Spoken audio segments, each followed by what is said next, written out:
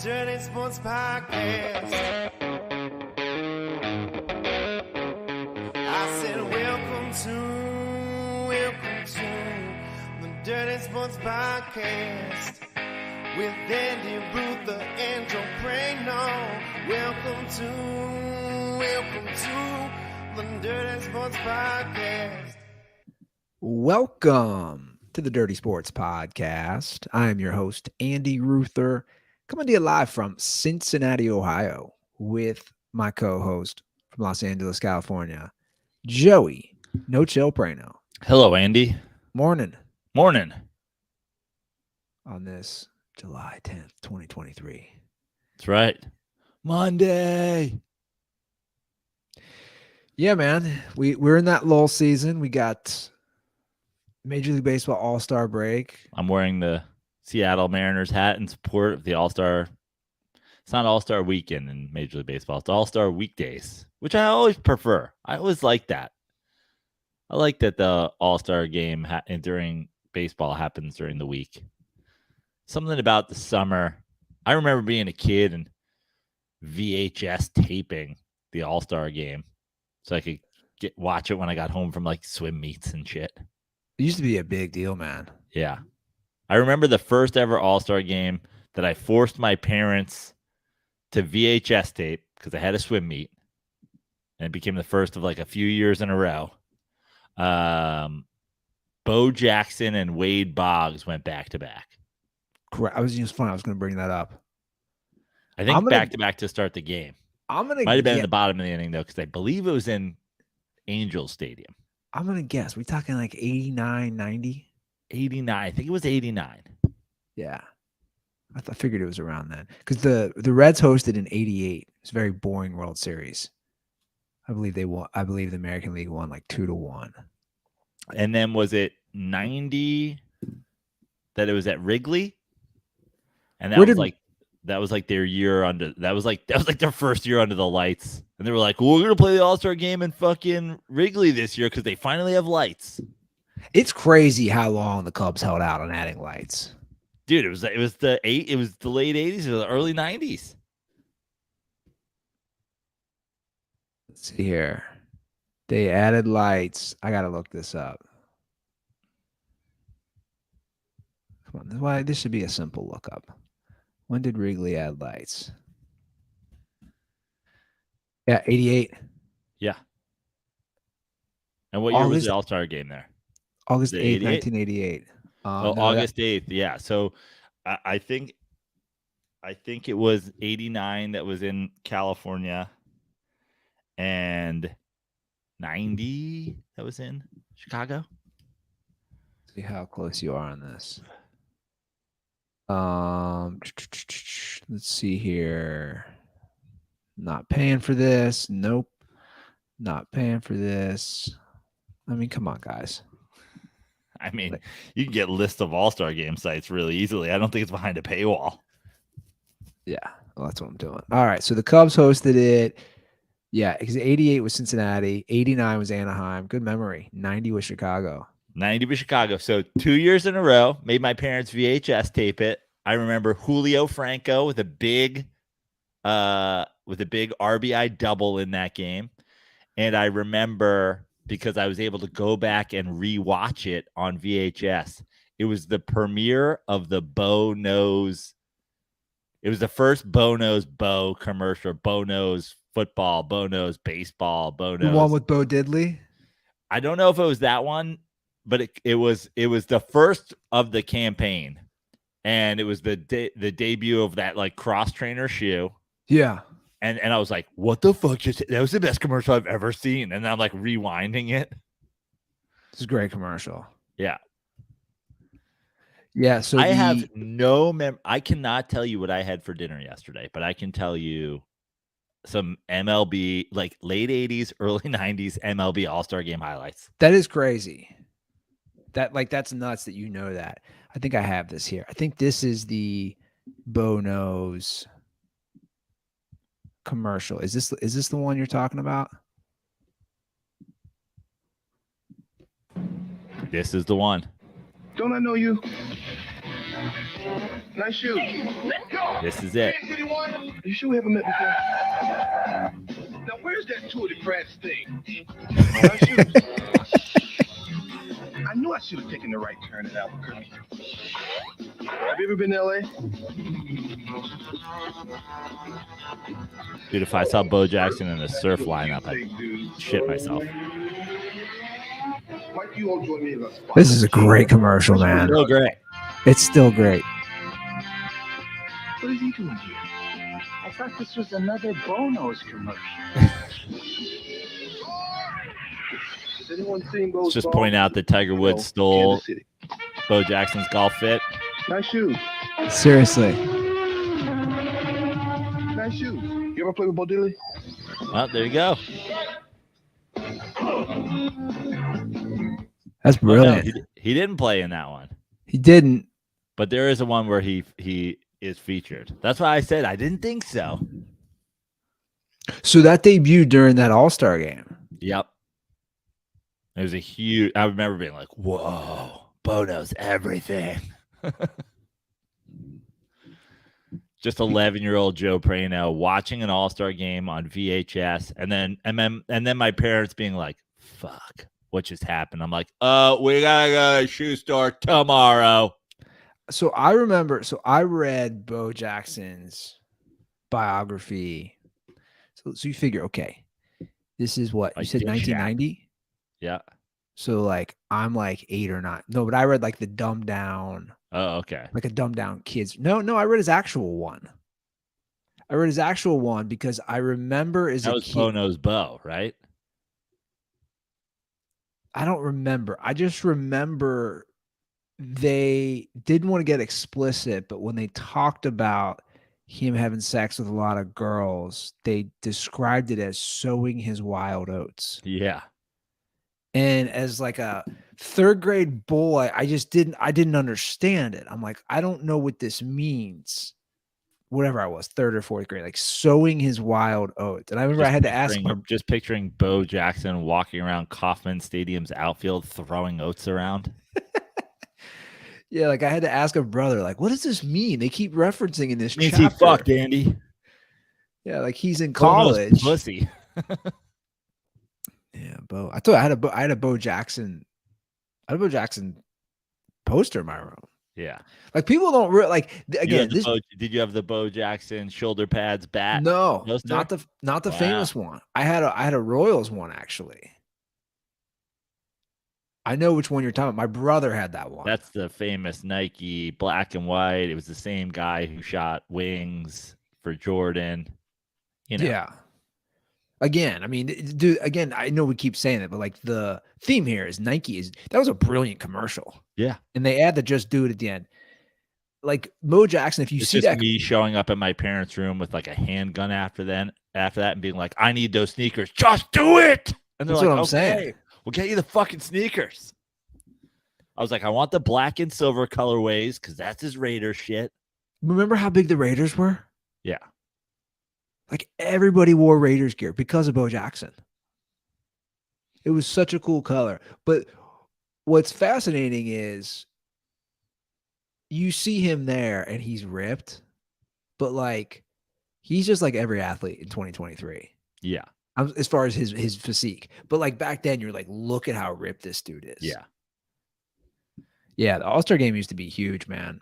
I mean, I remember, and I don't know if you saw this, a couple dirtballs shared it with me, but Alan Trammell basically said that. He was just like, every player now, bigger, stronger, faster.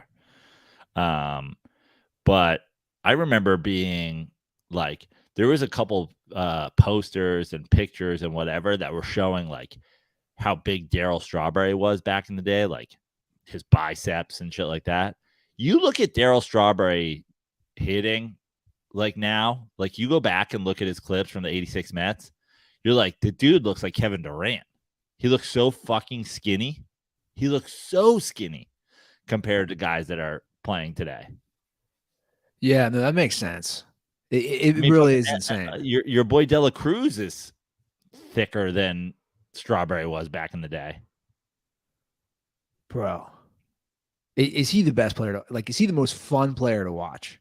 I mean, he's certainly up there. Hard to argue that Shohei Ohtani's not more fun to watch all around, but I know, but there's something about, and obviously there's bias here. I could not tell you how many times I watched him stealing those bases. Like when he stole, I'm just gonna play it. When he stole, this is that whole inning. He gets the RBI single, steals second, steals third, steals home, all within 2 pitches. I mean, have you ever seen anything like this? not really.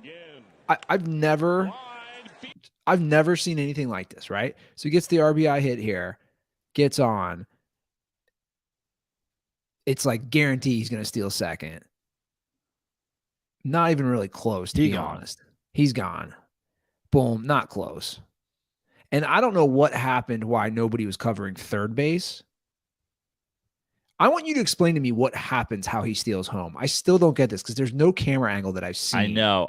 Yeah, it is weird. I haven't seen it. I tried to look for a minute. Me too.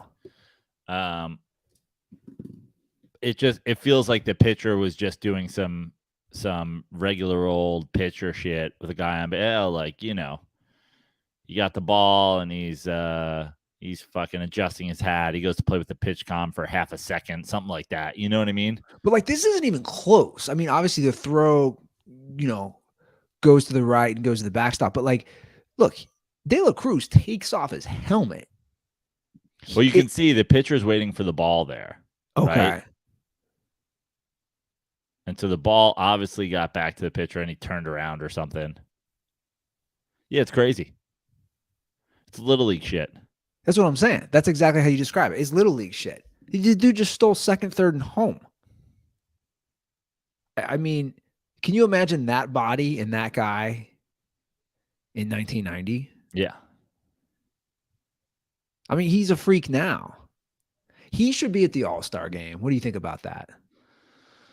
I understand he's only played like 25, 30 games. Like, that's what the sport needs. Yeah, but that's the Reds, That's the thing that's happening in baseball lately with these extra years of things. Like they could have brought him up fucking to start the year. He'd probably be there.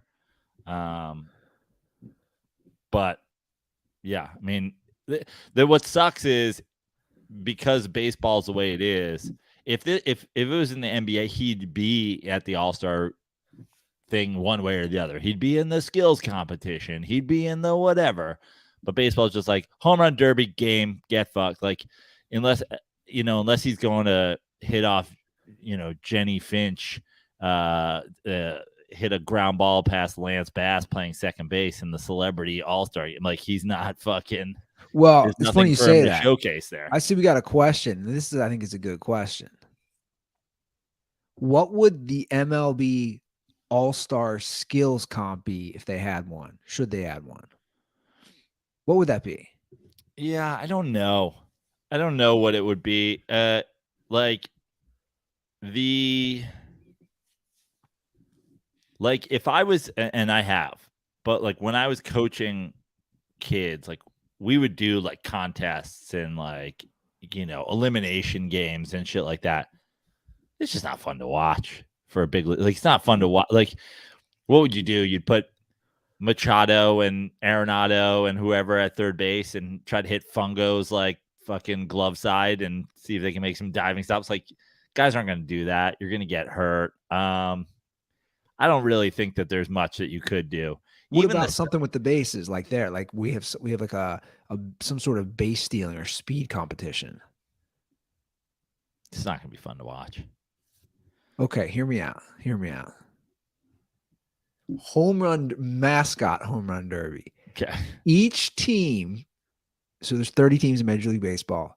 They pick a player and they have to do the home run derby dressed as that team's mascot. Interesting. So the home run derby as it is, just as furries. The furry derby. It's kind of got a good jingle to it. Andrew McCutchen will win that shit. No doubt about it. Have you seen this whole thing? What thing? Every year in Pittsburgh, and he was in Pittsburgh for a while, obviously left, and he came back. But years ago, he just tweeted furries because every year in Pittsburgh in the summer, there's a furry convention.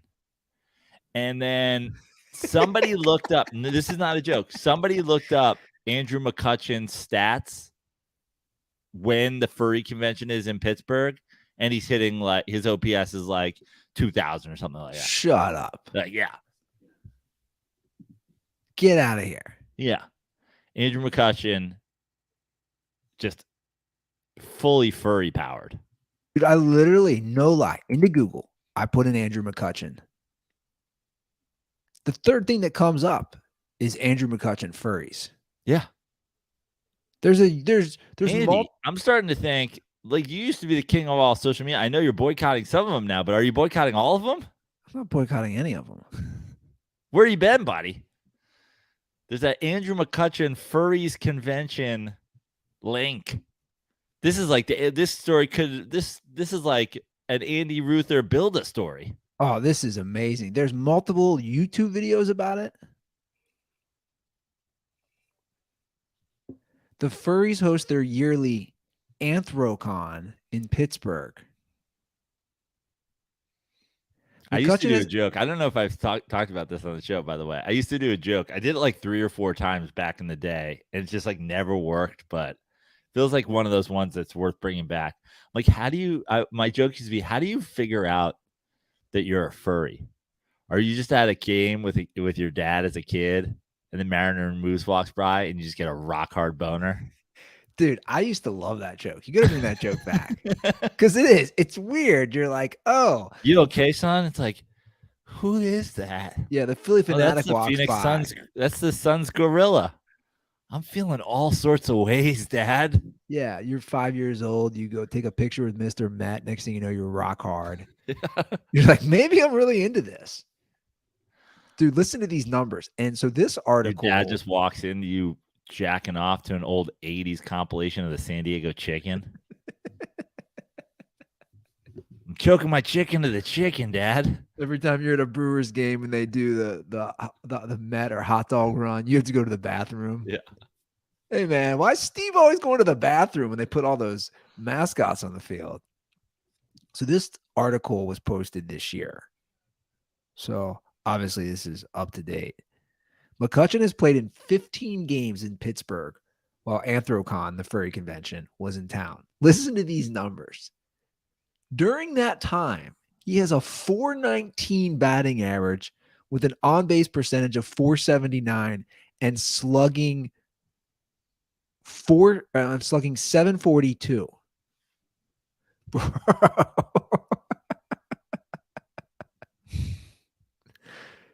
I can't believe this is a thing.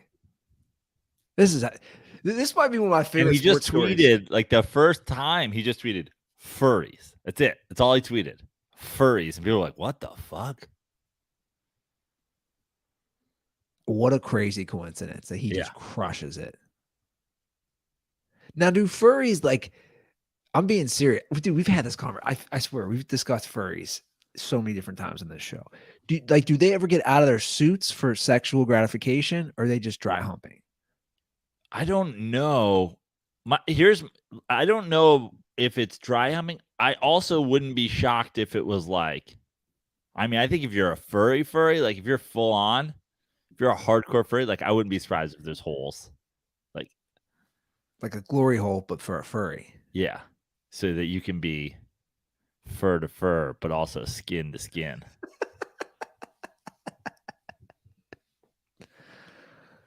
Oh my God. So Eddie, I think, was in Pittsburgh during one of those too. And he was just like, I'm sharing a hotel with the furry convention. Oh, so Eddie, here's a fun fact about Eddie If that a lot of people probably don't know. The dude refuses to ride elevators. So when we would go on the road together, he's one of those people. he's one of those people. And it's so annoying. Why? Why does he refuse, or why Like is a he phobia? annoying? Is it just like a phobia? Yeah, it's a phobia. Doesn't like being in elevators.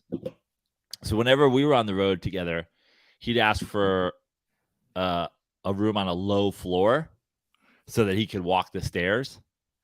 And, you know, like a lot of times when you're like a performer somewhere, like you get a good deal. They're like, oh, we got you guys in like the suite at the top of the building overlook. And Eddie would be like, yeah, can we have a shitty fucking double queens on the ground floor? I'm afraid of elevators. I'd be like, you fucking cuck. So in Pittsburgh, they had him. I think it was in Pittsburgh. I'm almost positive it was the exact same convention.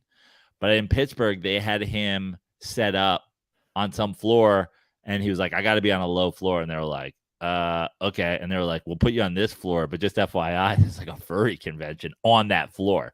So he was sharing a floor with the furries. And I was like, can you imagine walking from the elevator to your room and just knowing behind each door, like a panda bear is getting fucking railed by like a moose?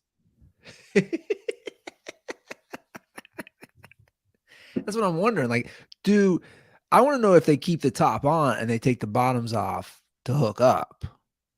I'm sure it's different. I'm sure there's a lot of dry humping that feels obvious, but I think there's got to also be. Remember like fucking old school pajamas where you're like onesies pajamas, they had like a butt flap. Oh yeah. Well, it reminds me of the Chappelle Show sketch when they change families, the white and black family. And I don't know if you remember, when he is the white guy, he likes to make love between the penis hole. Oh yeah. He's like, I like to make love with the lights off with some soft music through my penis hole. I love that Chappelle always would pick like when he played a white guy was the dorkiest dork of all dorks. Yeah. Sadly, I am going to probably do a deep dive in Google about this.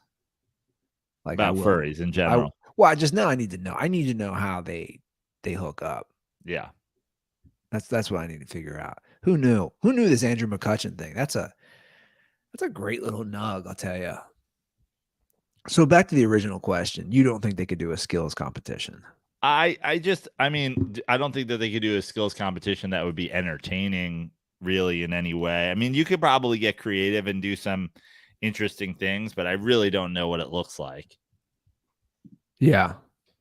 Like to me, It's all right. Figure it out. Pretty lost this sound. This thing is so wonky. Yeah, take your time. I'm trying to back. Am I back? Yeah. I was gonna say I'm trying to think of something they could do. Like I was about to say, to me, and this is true. And if anybody has a hookup, major or minor league, like my favorite, I would say top 5 favorite things in life is to shag fly balls. Like be at batting practice. Okay, I think you got in the outfield and shag fly balls. Like a outfielders running down fly ball competition would be really fun to watch for me. Yeah. But like for the average, but like people get bored during the slam dunk contest. People are like, hey, this is a 6 foot, again, this is a furry, and I'm gonna fucking jump over, and people are like, boring, seen it. Okay, hear me out. Hear me out. They shag fly balls, but as their mascot. So you have like Mr. Redleg is out there competing against Rosie the Red, competing against Mr. Met, competing against the Philly Fanatic. I don't know. Basically, more furries. Yeah. Yeah, I don't know. Are you watching the Home Run Derby tonight? I'll probably watch it. I'll probably tune in. I mean, my boy is our sole until Kodai Senga got added as a replacement. Alonso was our sole all-star, and he is attempting to tie the record for home run derby winning home run derby, I don't know, championships.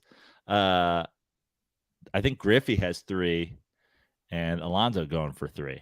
And Alonso matched up in the first round. Oof, now I feel bad about wearing this hat, but the Mariners Rodriguez, J-Rod, will be his first round matchup. So yeah, that makes sense. Griffey has 3. So we heard I feel like there's a lot of surprises, right? You follow baseball more than me. Aren't there a lot of surprises going on? In terms of? Or no? Did anybody see the Rangers in the lead? Nobody saw the Reds. I mean, certainly no one saw the Reds. The Reds are surprising. 3 teams that I predicted I thought would be frisky and have turned out to be extra frisky if you listen to the Dirty Slides preview, I predicted a frisky season by the Marlins, the Diamondbacks, and the Rangers. Now, the Rangers, more so than the Diamondbacks and the Marlins, have been making moves the last couple of years in free agency, as we talked about on this show and on Slides. Laz's former skipper, Bruce Bochy, probably the biggest difference in actually turning the team around when you add him to the mix of the free agent signings that the money they've spent the last couple of years. But the Marlins and the Diamondbacks being frisky, can take a bow and say that I predicted. No one saw the Reds coming. I mean, Reds fans will be like, I told you before the fucking thing. It's like, great. I also have fucking Pirates fans in my mentions and White Sox fans in my mentions and Cardinals fans and A's fans. Everybody's going to say we're going to have the worst record. Watch out for the Nationals. And I'm like, okay, guys. I also predicted the Mets were going to the World Series. We do this. So if you're a Reds fan, they're like, Reds are going to be sneaky good. Yeah, I know. And also fucking your Cavaliers are going to be sneaky good next year too. We get it. You're a fan. So well, here's what's interesting to me. And I think, again, we talk marketing a lot. So Major League Baseball released the top selling uniforms, right? At All-Star break. Mm-hmm. And this is from Major League Baseball's website. So the top selling jerseys at the break in order: Acuna, Ohtani, Tatis, Judge, Altuve, Betts, Julio Rodriguez, Matt Olson, Alex Bregman, Mike Trout. That's your top 10. But even beyond that, there were some prizes. Like Joey Votto's 13th. Yeah. But here's the crazy number. Of the top 20, let's see here, 9 of the top 20 represent players, and that includes someone like Votto, born outside the United States. So I'm not surprised, but it also counters the argument that you can't market guys whose first language isn't English. It is right? Unbelievably stupid that baseball has ever used it as an excuse, but it's also unbelievably stupid that baseball, and we've talked about the shitty marketing that Major League Baseball does. Major League Baseball just stupidly like, dude, I don't need to hear any of these guys talk for you to promote the shit out of them. Yeah. Go back to fucking the Nike commercial. Bo said 3 words in that commercial. Like, dude, you take the Nike fucking marketing guy and be like, dude, market baseball for us. Shohei Ohtani would have a fucking commercial where he's pitching and hitting and he's fucking Godzilla stomping over fucking cities. Yeah. Why do we need to hear him fucking talk? And also, if you have creative people, you play that to your advantage, right? Let's say they don't speak English well because it's not their first language.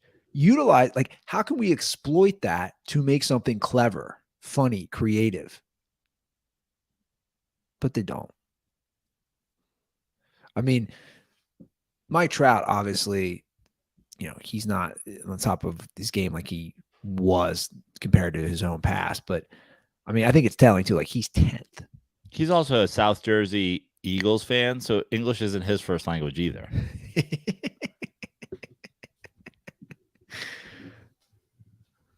Wait until you hear the Taylor Swift call later in the show. It's going to set me off. Bro. Is it a woman? No. Is it a male Swiftie that called in? No, it's a dirtball whose girlfriend is a Swiftie. Oh, yeah. And he's like, I want to rant. I also, like, he's just like, I don't know what to do with this. Wait until you hear. Like, he wants. Let me put it this way. Why don't you just play it?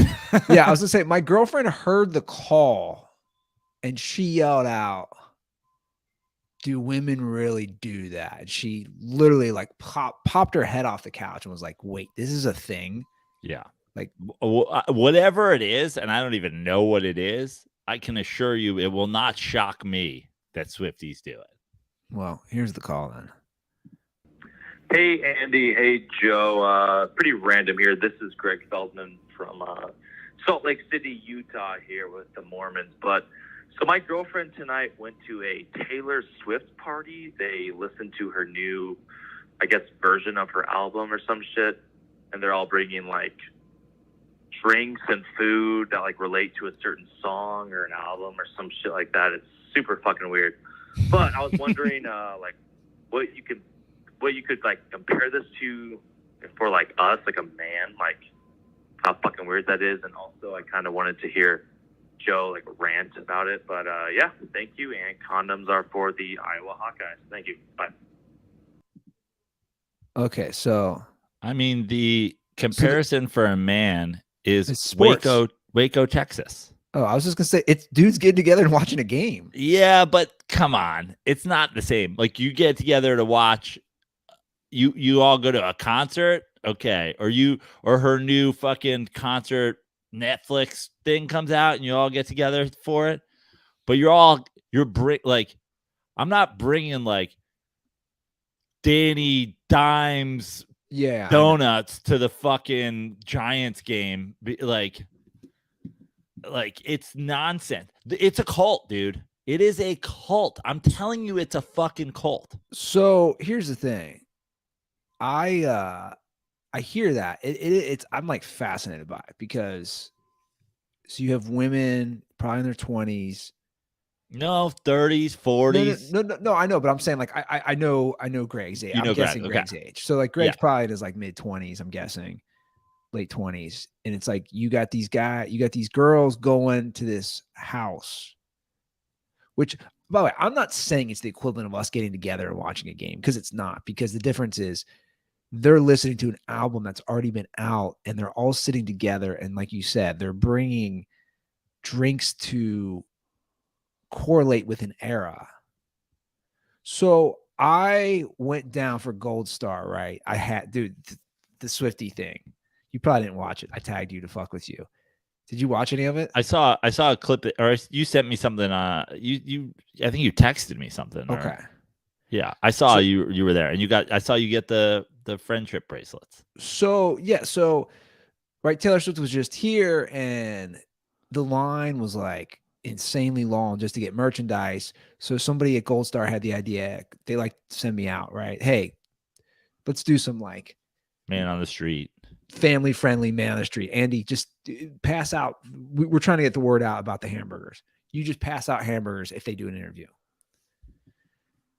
So everybody was fine and like nice, but it's definitely a cult. It's like talking to people is fascinating because like the one girl I talked to who's all decked out, she's probably like 9 or 10. She's there with her mom. And I'm like, hey, is this a thing? And they're like, this is our third concert together. So I'm like, okay, so you're definitely passing it down generation to generation. But what I found fascinating was how insane and loyal. I've never seen anything like this from a fan base. And then I read an article, right?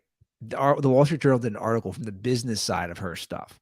Like she's made, but this basically, it was explaining why her fan base is so loyal. She's made calculated decisions and everybody just loves it. Like she interacted with fans before it was a thing. That was one of the things is like, yeah, there's a whole thing about her.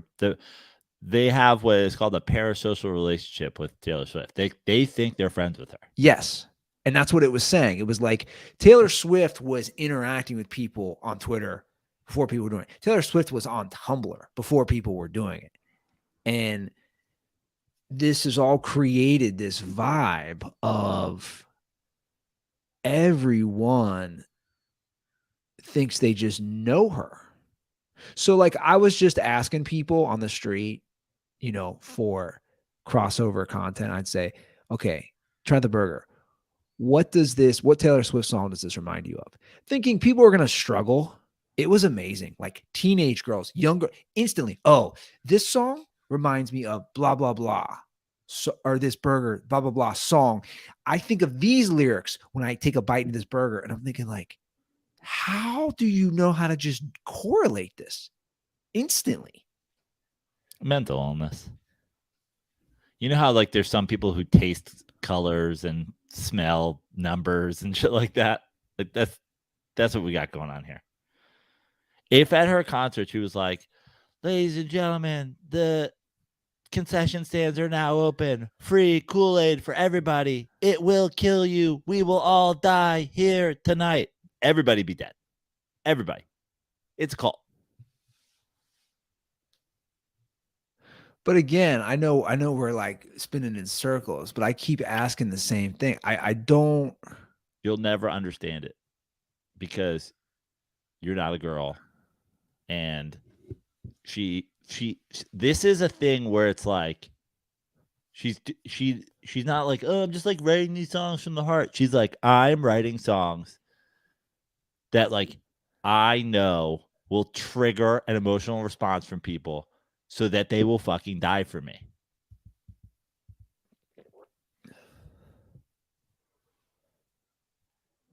She's poisoning the water. So it's basically the lyrics and the message she's trying to get across. Yeah. Which is, honey, you are a bad bitch. And if everybody doesn't know that, it's because they're the devil. Everybody who doesn't think that you are a star, a bright shining star, the sun in the solar system, is a misogynist hater. And you're like, oh my God, they are misogynist haters. It's the most fucking, like, everybody has the most main character delusion. Every girl who listens to Taylor Swift thinks that they are the fucking main character. Meanwhile, you're just the fucking dumb extra in the background. Is it like, would this be an equivalent? Would it be, what was the big thing? Oh, what was it called? Was it The Secret? What was the big thing that Oprah? Yeah, The Secret. Where if you put it out there and you believe it, it's going to happen. Is it kind of like that mantra? But it's like every Taylor Swift fan has like 12 followers on Instagram, and they're like, all right, everybody, sit down. I've got breaking news about my relationship with Kyle. This is going to shock the world. It's like, you have 12 followers. What are you talking about? So he invited a different girl to prom, and she's like, hold on to your hats, fans. And you're like, who are you? So I started following, I think you probably follow them, and it cracked me up because they always take digs at her with memes. Is it on Instagram? Is it Trash Can Paul? There's one of them that's, I think it's Trash Can Paul that takes digs at her. And after our episode, I started doing what you were saying, and I looked at the comments.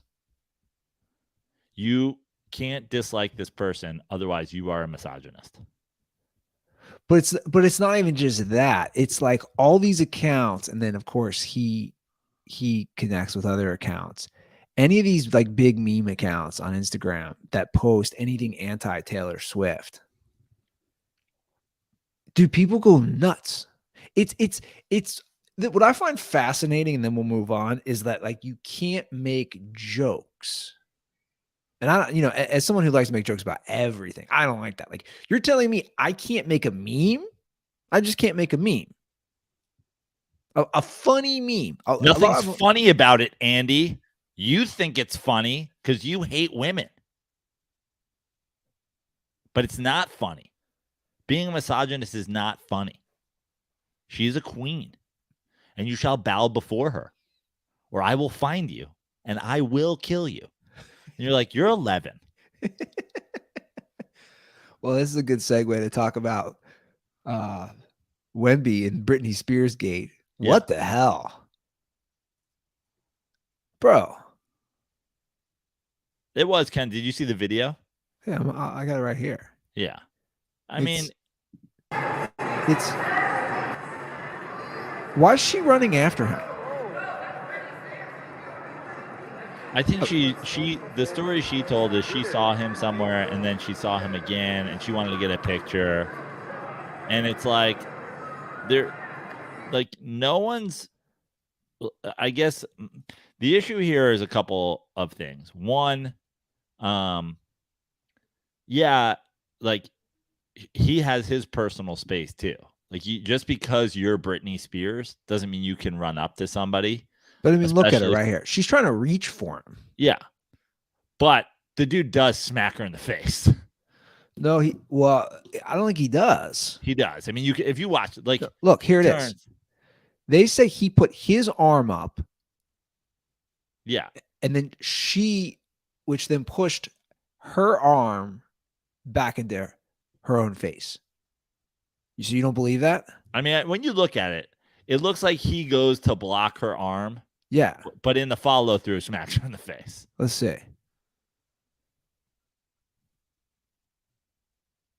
Like, I mean, she gets hit in the face. One or the other. I mean, this is like the equivalent of What is my the catch? my brother running down and telling my mom like I punched him in the face, and I was like, I didn't punch him in the face. I made him punch himself. Like, why are you hitting yourself? Why are you hitting yourself? I feel like it's more of the equivalent of like, is this a catch? Yeah. Well, either listen. Here's the thing.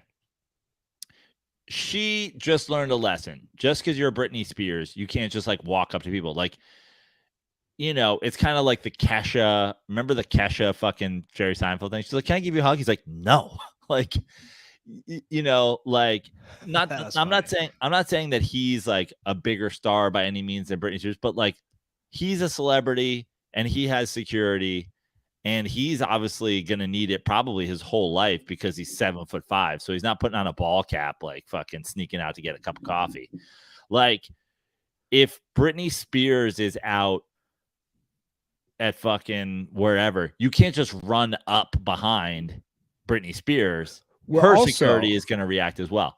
That being said, like, I mean, if you're going to be this dude's like security or whatever, like you got to have a protocol that isn't like smack a bitch in the face. Well, here's a legitimate question. I saw this is what Robert Littau from Black Sports Online was posting. He was posting some videos of himself talking about this. Like, do they even know who Britney Spears is? Doesn't matter. No, but the point was like, she's obviously such a big deal for our generation. She's 40. Yeah. My point is like, she had made music in years. We Right. all know she's been in the news recently for the conservatorship. Is that what it's called? Yeah. And all those things. But Andy, let me ask something. Do you know who Barbara Streisand is? Like if Barbara Streisand was standing across from you and I said, who Joe, is it's that? different. But if I said, who is that? I know. I'm telling you, I think the younger generation doesn't like, know. Serious question. Can you name anything Barbara Streisand ever did? No, but if she walked in front of me, I'd say it's Barbara Streisand. Right. It's like there's some level of fame where it's like you don't know what you know her from, but like Victor Wembanyama knows who Britney Spears is. You would think. But also he didn't even see her. She just ran up to him. Just Like, 42 million. No one there looked at her. You know what I mean? It was just some crazy girl running up. She looks crazy. Yeah, she's bro. There's a lot of fucking craziness going on with Britney Spears. A lot of people think she's already dead, and this is an imposter that's running around. What? Yeah, dude. You want to go on a deep dive? What? Yeah. All her like dancing at home videos happen in front of like a green screen and shit. Like none of the background and the fucking For real? moving. Yeah. Bro, like well, I'm telling you, I know you got a kid now, but like when you're rocking the kid to sleep, you don't get on social media anymore. Yeah, I do. I always find out about movies and the history. I told you, I'm addicted to the All About Movies feed. Even after like somebody was like, most of that's bullshit. You're just like, well, that was one.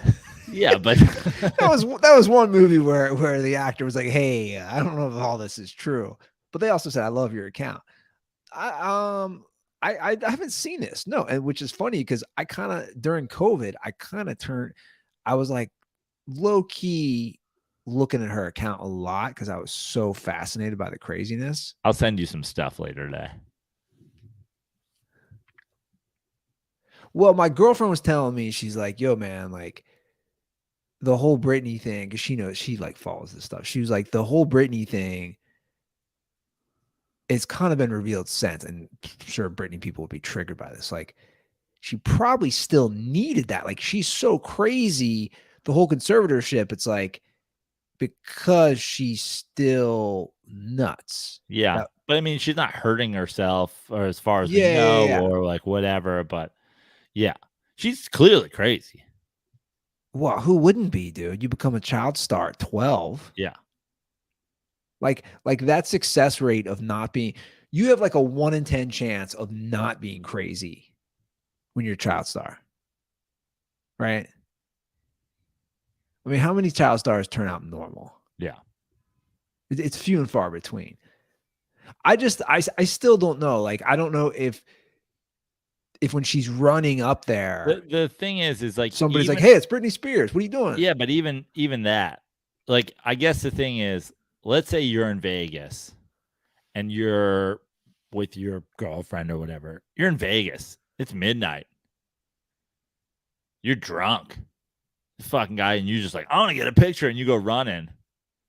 I still don't think you can just like backhand somebody across the face, basically. Yeah. Just like there's ways to handle it. Well, it's like That isn't her getting like cold cocked. Yo, Britney Spears, back up. if I ever told the You time don't even know who you are. did I ever tell the time I walked up to Chris Rock in Vegas, he was pissed. They used to do the comedy festival. I think the first time they ever did it was in Las Vegas. It was 2005. And I saw him walking through Caesars just by himself. Not late or anything, just like middle of the day. And I didn't run up to him. I wasn't like Britney, but like I walked up to him just as he's walking. And I was like, "Hey, man." And this was right when I was getting into comedy, not like performing and everything. And I was like, "Hey," I just walk up. I was like, "Hey, man, just want to let you know, huge fan. You're like one of the main reasons I got into comedy." And he didn't stop. And he just kept walking. And I didn't ask for a picture. I didn't ask for anything. All I did, I was reached out my hand and just I'd be like, want to shake his hand. Like, "Yo, man, huge fan." Dude, he did one of those like limp wristed, like, get the fuck off me. And I was so pissed. And then he just kept walking. And I remember just thinking like, yeah, he could have had a bad day. He could have not wanted to deal with me, but like, Honestly, that shit goes so far for me too. It's like I'm not really like, I don't approach people really, like I don't whatever, like especially being in comedy, like, but when I was young, like Adam Sandler came up and introduced himself to me at a comedy club and fucking started talking to me and was like the nicest guy ever. but and that was my thing. And now the thing is like, if you walk up, if you're like driving down the street and you're like, "Grown Up sucks, Adam Sandler's a fucking hack," I'll pull you out of the car and beat you to death with a fucking monkey wrench. Like, you do not talk bad about Adam Sandler in front of me. We will fight. But that was why I was all bummed, because I was like, "Look, man, I wasn't aggressive. I didn't have to like, I'm literally saying you are one of the reasons I want to pursue this job." And you literally said, "Fuck you" to me. Yeah. I don't give a shit. Which is like, again, I understand somebody has a bad day. They don't want to talk, but it's also like, you're Chris Rock. You're walking through a casino by yourself at like 5 p.m. I mean, what do you expect? Yeah. So, I mean, all he did was limp wrist you. He didn't backhand you in the face, dude. Imagine. no. He had the ashiest hands, dude. I'll always remember that. I want to be like, "Yo, man, get some fucking lotion, Chris." Yeah, bro. You're rich. And then I saw, yeah, and then the funny thing is, then I saw Chappelle, not in person. I saw him live. I paid to see him live at Caesar's Palace the next night. So I don't know. I mean, it's even Chappelle, like, dude, obviously I was at the Comedy Cellar recently, and the Comedy Cellar, for people who don't know, like, you know, and it is truly why, like, to be at the Cellar in New York and work there, like, it's one of the few things that like I feel honored to do. Like, it really feels like, for all the people who have the fucking specials and the TikTok blah blah blah and the whatever, it's like when you're sitting at the comic table in New York, no matter what your fucking TikTok following is or whatever, you feel like you're in it. You feel like you've made it to some extent. I mean, Chappelle came in, and obviously, again, like, being at that table, you are at a certain level, but he came in to do a spot and like, was talking to the manager about like which of the rooms, because they have like 5 rooms now that he could pop into first. But like he walked over, he was like having that conversation. Then he walked over to the table and just like fist bumped everybody that was sitting at the comics table. Just like, yo, we're all comics. What's up? Exactly. And it's like, dude, I wasn't gonna go up to Dave Chappelle. Sure. If he was standing there and be like, yo, hey man, big fan, like whatever. But he came over and did it, and you're like, all right, that's cool. Well, there's a camaraderie. Yeah. But not everybody's like that. No, for sure. Like if Dane Cook got hit by a car, I'd go put fucking, I'd go put his old albums at the spot and be like, yeah, that's what's up. Like there are dudes where I'm like, fuck you forever, man. I used to love him back in the day. Of course I did. I mean, he had some good bits back in the day. When I was in college. But also like, I have experiences with these guys in comic clubs where you're like, dude, if I'm the host of a show or if I'm like whatever, and you're a dick to me, it's like, dude, you're dead to me. No, I get it. Like Chris D'Elia one time when he did a spot and I was hosting, he left his phone on stage. And like I went up and he was the last act and I took his phone off the stool. I assumed it was his because he was the last person to go on. The whole crowd's filing out. And I was like, oh, I'll just go give this dude his phone back. And he came storming back into the fucking room. And like, I was like, hey man, before I could even say, hey man, I grabbed your phone for you. He just like snatched it out of my hand and like turned around. Didn't say thanks. Didn't say whatever. Now, obviously, he was probably worried that a Snapchat from a 14-year-old was about to pop up on the screen. Sure. But it's like, just be like, oh, thanks for grabbing that, man. Thanks for not letting an audience member just take my phone off the stool. Yeah, that's dick. So when his shit came up, I was like, good. Fuck you, dude. You ever watch that YouTube documentary on him, the Chris D'Elia problem? I've seen a couple of moments. I watched the whole thing. Yeah. It's okay. I mean, it's fascinating that like he still continues to work. Like with all the damning evidence. Well, I shouldn't say it's fascinating. Money talks. Clubs are basically saying you're going to sell it out. Also, that's and like I really don't want to go on to like a whole political fucking thing right now, but like there is a thing for sure now, and I've seen it when it comes to saying something, and it feels like when people do something, they do it as well. But there is like a portion of the population that is like so anti-cancel culture that if something comes out about somebody and like, cancel is like in the air, they go, now I fucking love that person. Now I fucking stand that person. It's I can see that. And I think what it is, and if you can see this in comedy, is like, I hate to say it because it's happened to some people I really like, but like sometimes when something comes out and all of a sudden people are talking about, hey man, that wasn't cool or whatever. Like to me, I think you just don't say anything. You don't have to have that moment and then be like, yeah, you're right. Fucking cancel culture sucks. And then you like lean in so hard to like cultivating like a very specific kind of audience, Like I used to love Owen Benjamin back in the day. The dude lost his mind and is now just like fucking like the shit he says. But it's like he saw that the support was coming from a certain type of thing. So now he's doubling down on all the thing that those people love, Yeah. And it's like, for sure. And it's like, you don't have to do that. You don't have to apologize either. You could just be like, fuck you. Like, I am what I am. You know what I mean?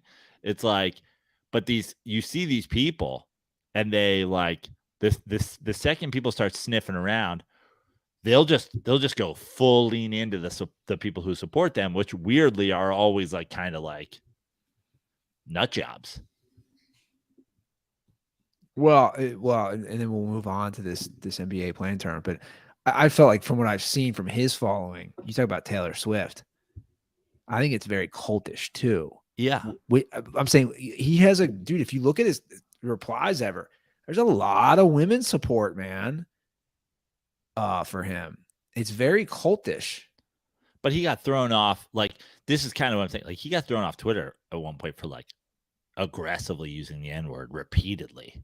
Oh, I'm sorry. I was talking about Chris D'Elia still. Oh, that's a whole other fucking. Sorry, I was talking. I was saying like his cult following, if you look, is like very devout female too, and you're like, this is interesting. Yeah, it's almost like a brainwashing. But anyway, so you informed me of something I somehow missed. Again, speaking of missing some things, that the NBA is going to do a play-in tournament. I love that. I had to break the news to you today that Britney Spears has been replaced by a clone. Andrew McCutchen dominates when the furries in town, and there's an NBA midseason play-in tournament. Well, do I have to take over the rundown? No. Good, because I won't. Yeah, I was just saying, I'm off my game a little. Well, we are going to do another big announcement after this. Yeah. Involving our 1000th episode, which I am aware of. Huge tease for the 1000th episode. Anyway, it's not what you guys think. No, we're doing a little pivot. I'm going to just play the video of Richard Jefferson, because I haven't even looked into this, explaining the play-in tournament. All right, everybody, the NBA first ever in-season tournament is now official. But how does it work? Like this. First up is group play. All 30 teams will be split into 6 groups, 3 from the East, 3 from the West, with a random draw based on last year's regular season records. Each team in a group plays each other 1 time, a total of 4 games, 2 at home, 2 on the road. 1, 2, 3, yeah. Now, those games happen Tuesdays and Fridays in November, so set your calendar. Basically, these regular season NBA games also count as tournament games. Now, in each group, the team with the best group play record after those 4 games, they're moving on. The team with the next best record in each conference, those 2 are the wild cards. Always watch out for the wild cards. Now, we get to the knockout round. 8 teams, single elimination, and you know what that means. Win and move on, or lose, and you're out. And the last 4 teams standing, guess what? You're headed to Vegas, baby. That's right. In Las Vegas, the semifinal battles will get us to the championship game on December 9th. 2 teams in a winner-take-all final to be named champion and be awarded the first ever NBA Cup. Come on now. Look, there's a lot to look forward to this season. Players on new teams, rookies new to the league, and teams just looking to make some noise. And the NBA in-season tournament is going to be a can't-miss, must-see, high-stakes, high-level competition. And if you're a hoops head just like me, I promise you, you're going to love it. Pretty smart. Pretty smart. There's a lot of like question marks, or like, I mean, it's all out there, so I guess not question marks, but there's a lot of things that like kind of like don't make sense. But I first of all, I love it, because why the fuck not? All you guys. Like, the internet is such a fucking cesspool of bad opinions. The same people who are like, NBA regular season doesn't matter. This is just a way to steal fucking money from fans. Like, pick a fucking lane, dude. The NBA regular season doesn't matter, so let's make some fun thing that happens in the regular season, and then you're pissed off about that too. But the thing, okay, couple things. One, the last 8 teams, the ones that go, they should all be in Vegas. Why are we just doing 2? Why are we just doing 3 games in Vegas? Like, make it the last 8. Yeah. That's neither here nor there. Whatever. That's bigger bases in baseball. Like, I care, but not that much. 2, the winners get this cup, and everybody on the team, I think, gets $500,000 or something like that. It should for sure factor in to the postseason. It should be like, if you're not already one of the play-in teams, you're automatically like, this should get you in if you wouldn't otherwise be in, because now this is a way to like, okay, show me it's a fucking tournament. Yeah. Like, if the worst team in the league can win this tournament, they should be rewarded for something other than just like, oh, we're playing regular season. Because if it has no implications like that, you get an extra home game. You're automatically in to the play-in if you wouldn't otherwise be in, something like that. It's like, what's to stop the 1 seed, the 2 seed in each conference from being like, fuck it. Why do we don't want to play those extra games? Yeah. Well, I think this is obviously teasing Vegas up for a team, right? Yeah. Yeah. They're like, oh, Dude, just even this year with the Sphere and Wemby, like the summer leagues already, but like I've already seen more summer league clips on SportsCenter, and I watched SportsCenter for half an hour last night than I'd ever seen clips before.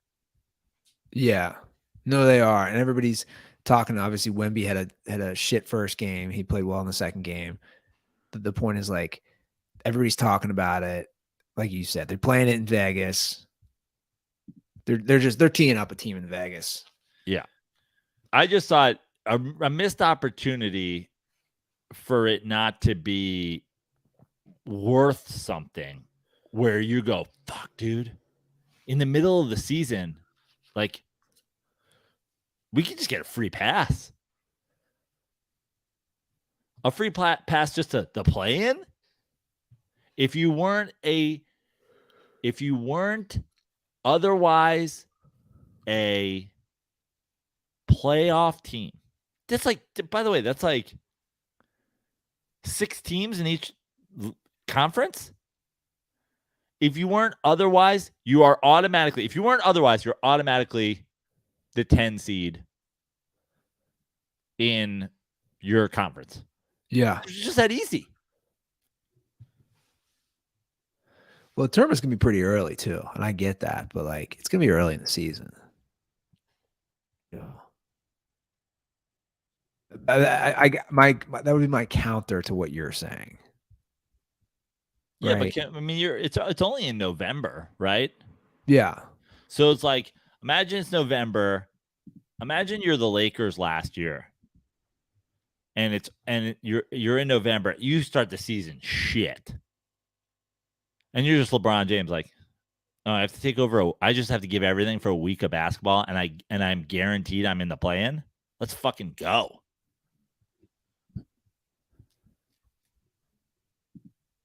Yeah. I guess my point is the counter would be like, it is so early that teams haven't gelled yet. That was all I was saying. But I get it. I mean, look, it's obviously it works for soccer. It's worked well for soccer. Why not take something that works and just try to implement it, you know? Yeah. So Pop signed a 5-year, $80 million deal to continue to coach for the Spurs. So he's not retiring anytime soon. Obviously, he's got Wemby now.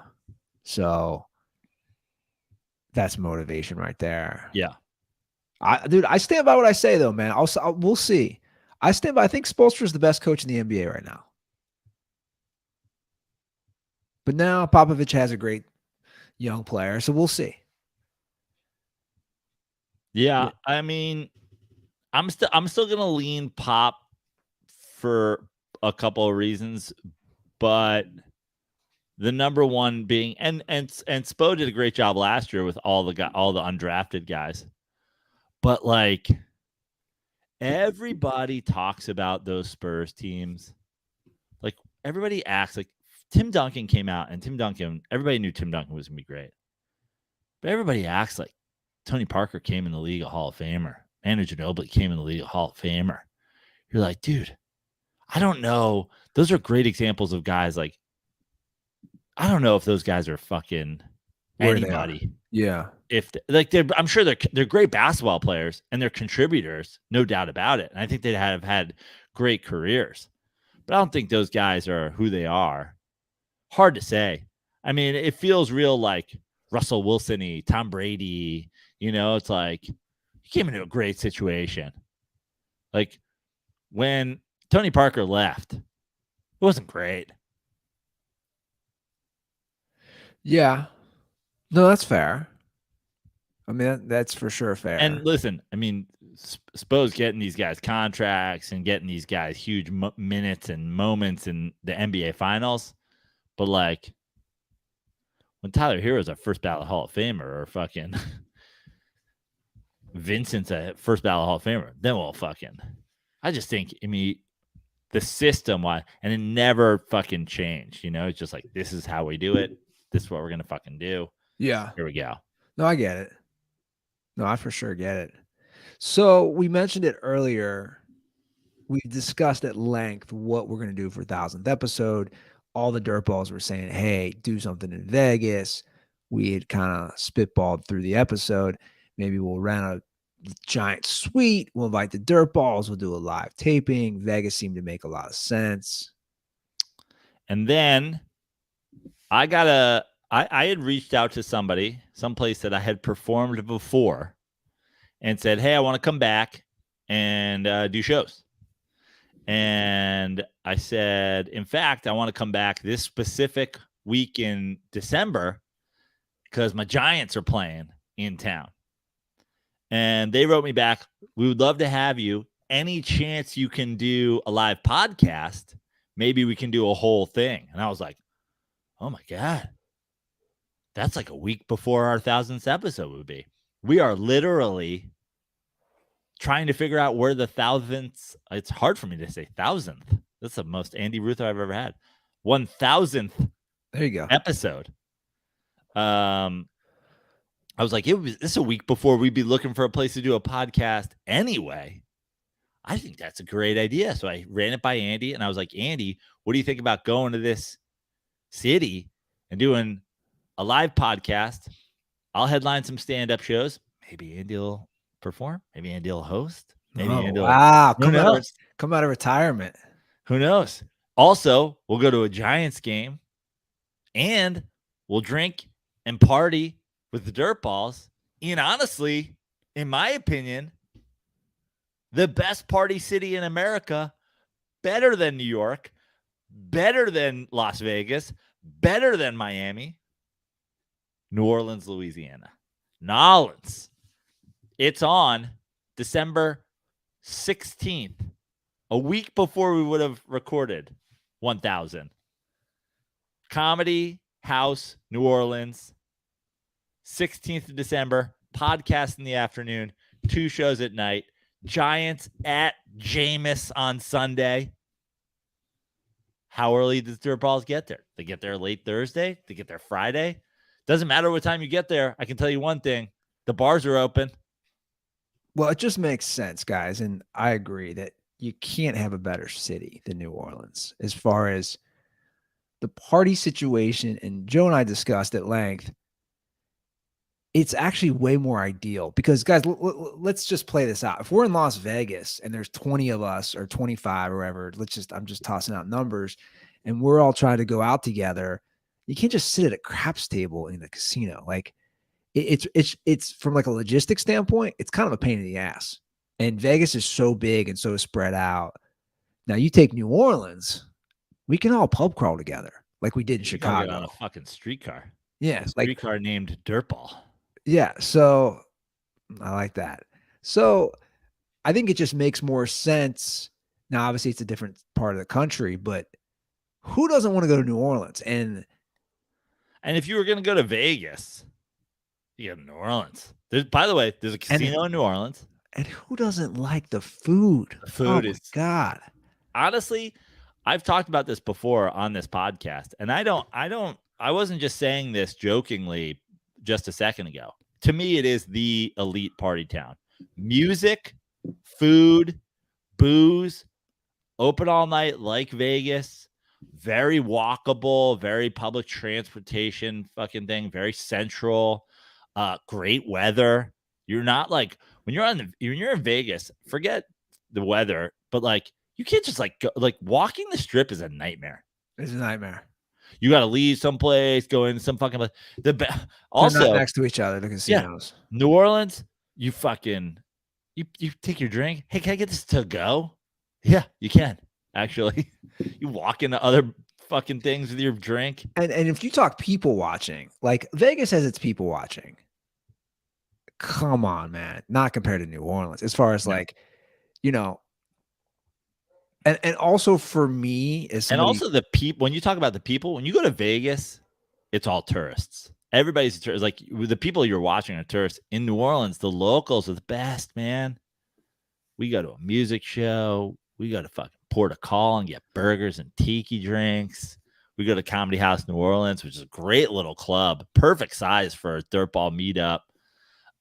So the details as far as the shows, our tickets, all that stuff will be coming soon. I've got a phone call to sort out the details with them, but the gist of it will be afternoon podcast, maybe a little couple hour break or something like that.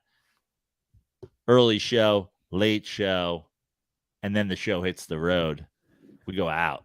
And I could be wrong. I don't want to jinx it, but I would assume everybody, we talk about ticket prices.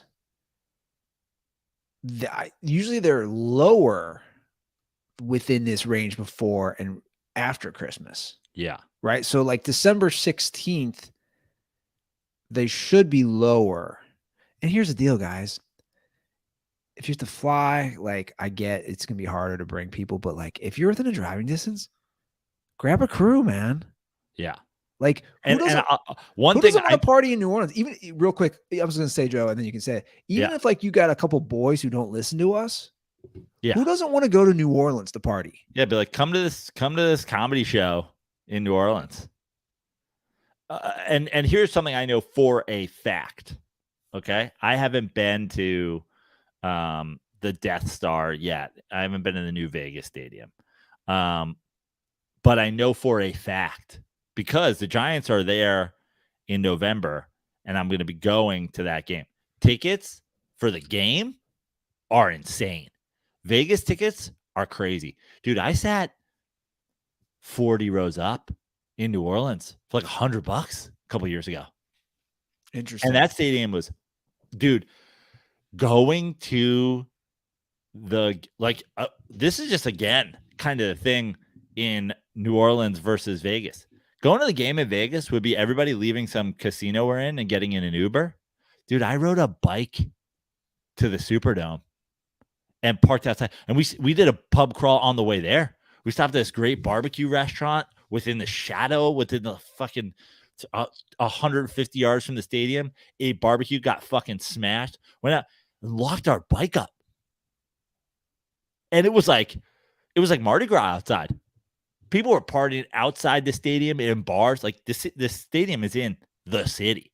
New Orleans or in Vegas, it's in the city, but it's like it's in the part of for the stadium, Yeah, no, you're right. I know exactly where it's at.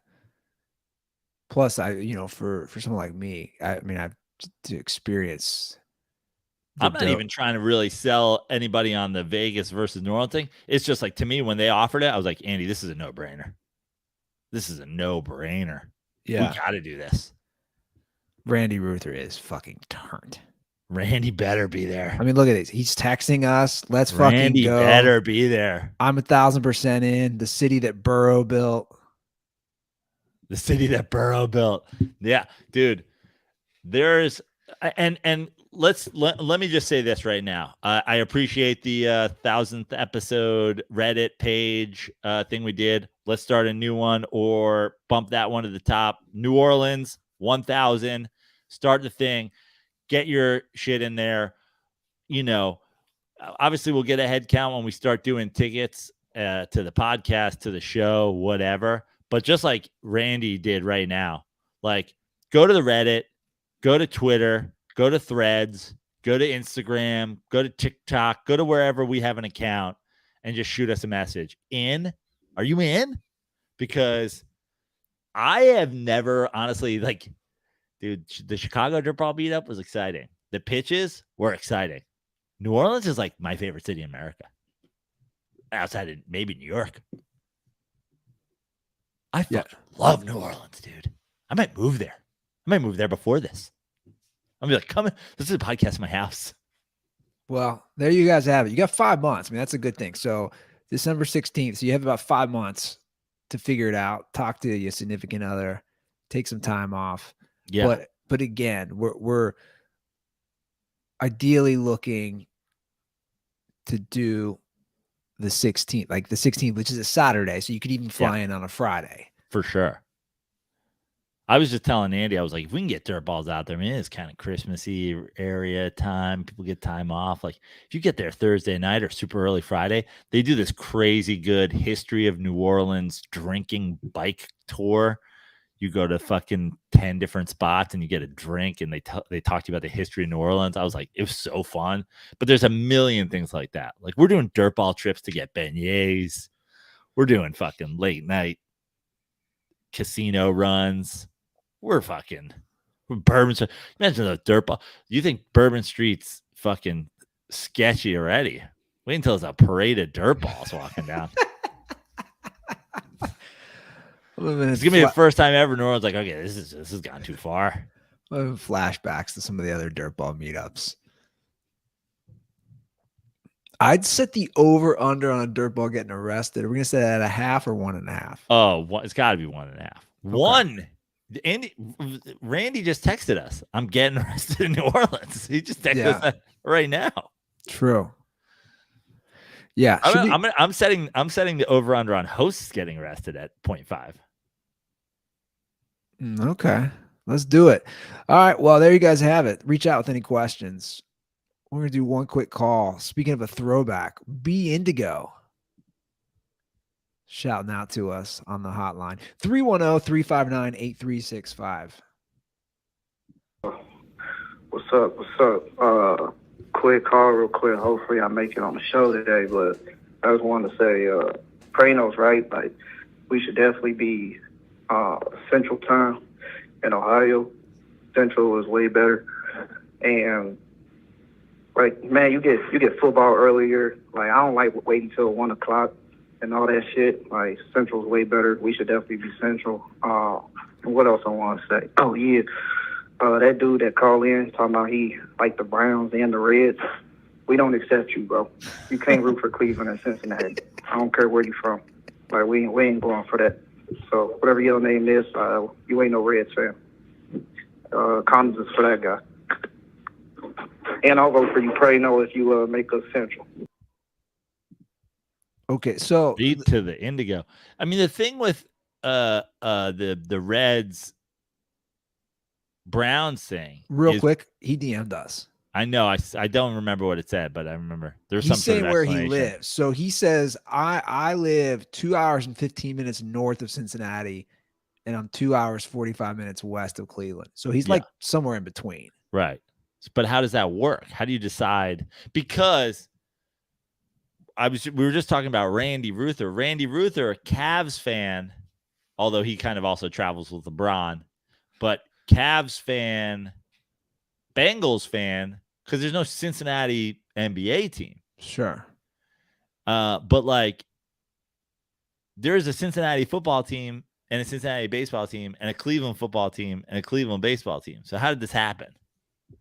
Like, if you're a Buffalo Bills fan, I get that you're like, oh, I'm a Yankee fan, or I'm a Blue Jays fan, or whatever. It's like, there's no Buffalo baseball team. Yeah, well, that part is definitely odd. Also, what a weird thing for a guy who's like, I mean, in modern history, I mean, also historically, I mean, just the Browns are as much of a train wreck, if not more of a train wreck, than the Bengals. They're more. They never even made it into the Super Bowl. The Browns have never played in a single Super Bowl. Right. But and then vice versa, Cleveland's been more successful in recent history than the Reds. Yeah. You would think if you're like 25 to 30, or if you're 20 to 30 years old, you'd be an Indians Bengals fan. Yeah, you a Blue Jackets fan too, bro? Yeah. Because they're the only reason I know that. He's like, I'm not Bandy Andy. I only picked the worst of the two teams. Yeah. That would be the one advantage of Central Time. I never thought about that. It's just games getting over earlier, games starting earlier. I mean, that's honestly, I'm not gonna lie. There's a lot of talk historically in the last couple of years of me being like, okay, with COVID and with like all the things, but comedy, it's like, is LA the place to live? do I move to New Orleans? Do I move back to New York? But it's like, dude, West Coast football, 10 a.m. football start. It's hard to get rid. It's hard. It's hard to quit that. I would say it's a top 5 at least major factor in me still being on the West Coast. Yeah. Well, New Orleans, you beat Central. Yeah. Stand up, surfing, weather, football start time.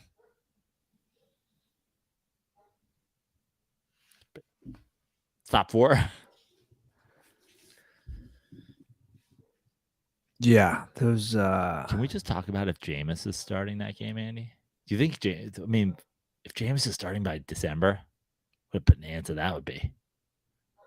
He's not starting. He could if Carr plays terribly, or if Carr gets hurt. I mean, Jameis 101 will lose his mind. Are you checking in on Jameis 101 right now? Damn right I am. His last tweet, just Jameis doing what Jameis does, staying about his father's business and striving to be a saint in real life. This is from he's quoting a news article. Jameis Winston comforts a fan after her mother's death.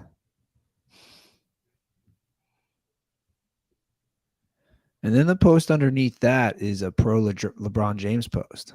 Yeah. So James 101 is LeBron stan. Oh, this is a great theory about Hard Knocks with the Jets. Should have been the Saints. This is what Jameis quote tweeted. But Dennis Allen didn't want any eyes on Jameis outplaying Derek Carr in camp. That's like the epitome of a Jameis 101. That's amazing. Yeah. That's amazing. That is the epitome of a Jameis 101 tweet.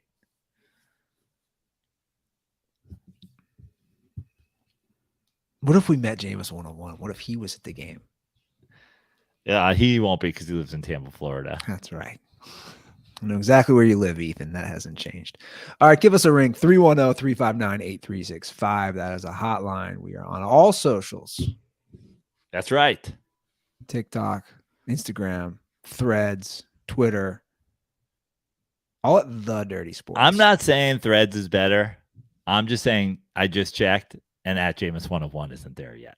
So, I mean, that's there's been a lot of talk about what makes one better than the other, and no doubt about it. It's not even a comparison, in my opinion. Like, you need to get trends, man. You need to get trends. Honestly, and I assume they will. I'll trade trends for Jameis 101. This is exactly the thing. This is precisely the argument that people are making, Andy, is like, it ain't perfect, but there's a lot of toxic individuals that spread hate and lies like Jameis 101. Oh, if you think that's not coming to Threads, you're out of your mind. Well, it might be coming, but it's not there yet. They get trends. It's a game changer. Like, honestly, the number one thing for me, and this is the exact same. This is what drove me off of Twitter for the most part, is like, stop showing me other people. Like make my feed my feed. Why do I follow people? Well, they're doing that too. Yeah, I know. That's what I'm saying. So I'm saying, and I don't know if they're just doing that because they have to figure out how to populate your feed because you only followed X amount of people so far, and they still want your feed to be full. But you remember back in the day, OG Twitter, if your feed was if you followed 8 people, those are the people you saw on your feed. You didn't see shit. Like, give me the option. I just want to see the people. Why is there a follow button on any of these sites if you're giving me other things? I don't know. Like trends, like you get trends on there. You know what I'm saying? Like,